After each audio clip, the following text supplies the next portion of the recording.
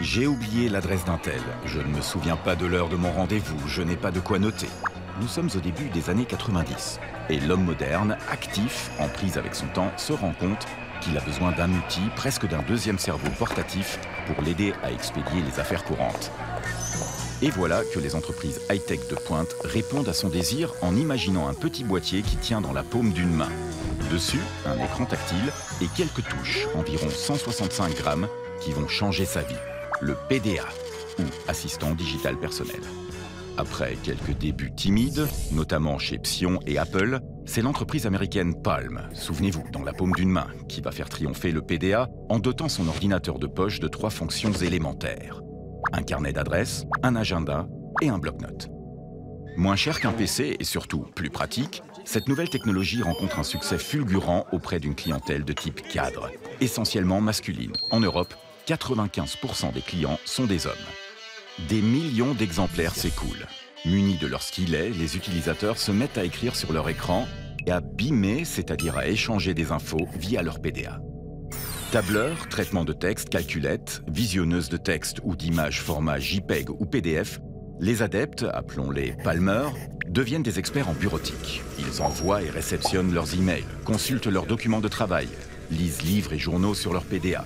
Surtout, ils peuvent télécharger tout un tas de programmes sur Internet. Il en existe des milliers, du plan de ville à la gestion de sa cave à vin. Évidemment, entre fabricants, c'est la guerre. Palm, Compaq, Handspring, Sony se livrent une lutte sans merci pour rafler les parts d'un marché colossal. D'ailleurs, la cote de certaines entreprises s'envole. Au moment de son introduction en bourse, Palm vaut 8 milliards de dollars. C'est plus que McDonald's. L'inconvénient de ce genre d'ascension vertigineuse, c'est la brutalité de la chute. Un PDA, c'est bien beau, mais il faut se connecter à un ordinateur pour surfer sur le web et surtout, on ne peut pas téléphoner avec. En clair, le futur, c'est la fusion du PDA et du téléphone portable, le smartphone. Les leaders du marché l'ont compris trop tard. Palm essaye de sortir son propre smartphone, le Treo, mais en vain. Dès 2001, l'entreprise perd des centaines de millions de dollars. BlackBerry, puis Apple, avec son iPhone, ont porté le coup de grâce au PDA. Appareils photo, vidéo, musique, jeux et surtout d'innombrables applications sont à la disposition de l'utilisateur, là, sur son écran, sans qu'il n'ait plus besoin d'écumer Internet pendant des heures. Pire, le système d'exploitation Android mis sur le marché par Google en 2008 va démocratiser cette technologie en la rendant disponible sur tout un tas d'appareils.